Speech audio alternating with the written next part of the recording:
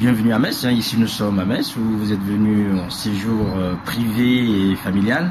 Alors, j'aimerais quand même que vous nous expliquiez un peu l'esprit firme avantage. Exactement. On a entendu parler dans les années 90 d'une manière à outrance par tous les musiciens ou presque. Aujourd'hui, on entend un peu moins. C'est quoi firme avantage par rapport à tous ces magasins ou toutes ces maisons de la mode qui existent sur Paris?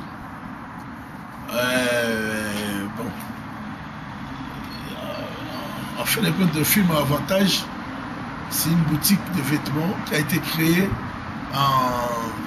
qui a été conçue en 90, mais qui a été mise en marche en 91 à Paris.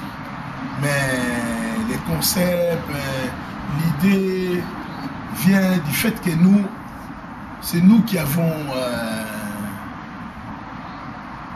mis en place l'idéologie et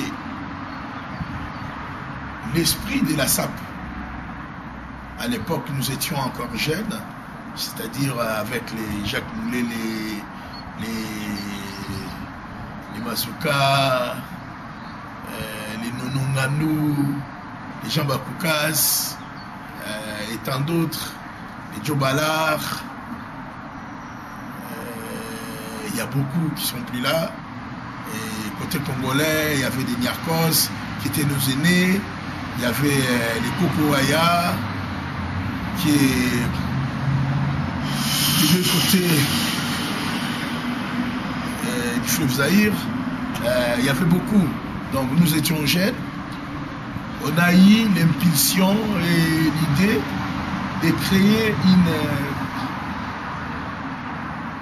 sorte d'entente que nous avions appelée à l'époque la SAP, la Société des ambianceurs et des personnes élégantes. Bon, c'était dans l'insouciance de la jeunesse et dans la vision la vision de la mode, mais réinterprétée par les Africains. Parce que nous, on ne se retrouvait pas dans la mode comme les Occidentaux la comprenaient. Nous, on voulait réinterpréter la mode, parce que la mode, ce n'est pas occidental. La mode, c'est quelque chose d'universel. Donc nous, on voulait participer, montrer notre africanité dans cette universalité de la mode. Parce que beaucoup de gens tombent dans cette erreur que la mode est purement occidentale. Non. La mode appartient à l'humanité. C'est un patrimoine de l'humanité. Pour vous en convaincre, la cravate, par exemple, c'est un terme croate. Ça vient de la Croatie. Les pantalons, c'est indien. La chemise, quand tu vois la chemise, c'est des Italiens. Et voilà, les meilleurs cotons venaient d'Égypte. Les lins d'Égypte. Donc voilà, chaque civilisation, que ce soit les Indiens, la soie de la Chine, chaque civilisation a contribué tant peu que soit dans la mode, dans l'universalité de la mode.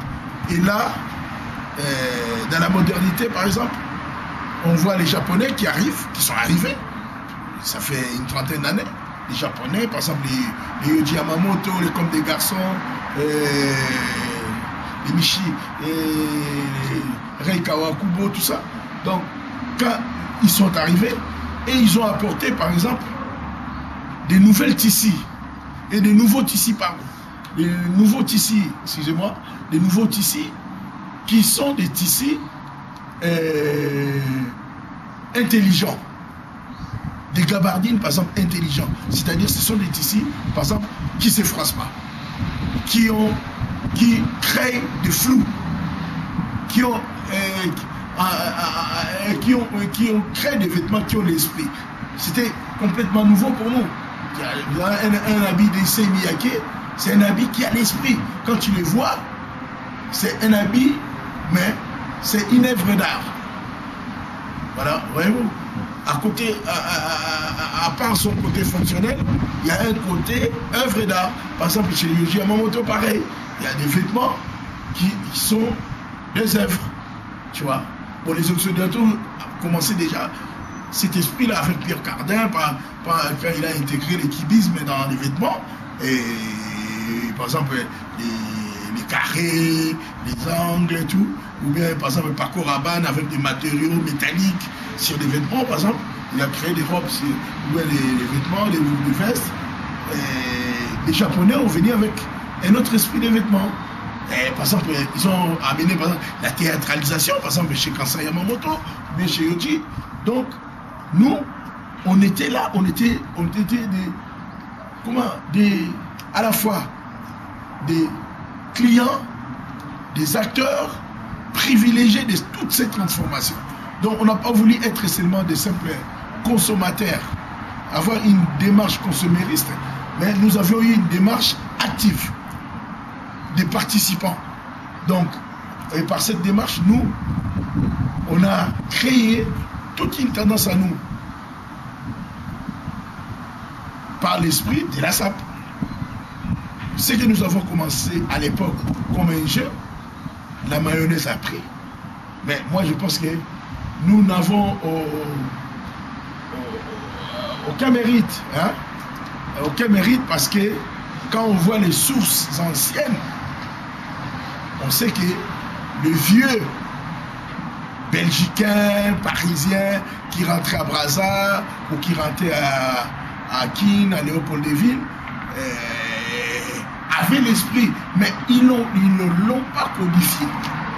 Ils ne l'ont pas codifié. C'est plutôt nos frères du Congo-Brazzaville, qui l'ont vraiment,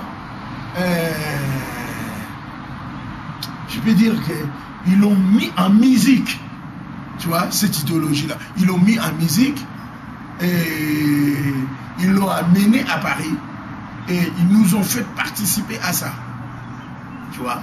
Et ce qui était une chance, et comme ils avaient une vie communautaire intense à la Mecque, à la maison des étudiants congolais, et cet endroit a été l'épicentre de la diffusion de cette idéologie.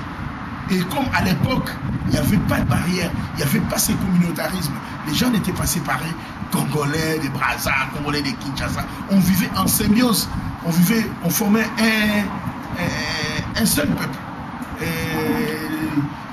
Les Congolais de Brazzaville, les Angolais, les Congolais de Kinshasa, tous ces mots-là, c'est parisiens. On avait l'esprit parisien. C'est ça, l'esprit parisien. On avait l'esprit parisien. On n'avait pas cette idée-là des micro-communautés fragmentées qu'on voit aujourd'hui. Voilà.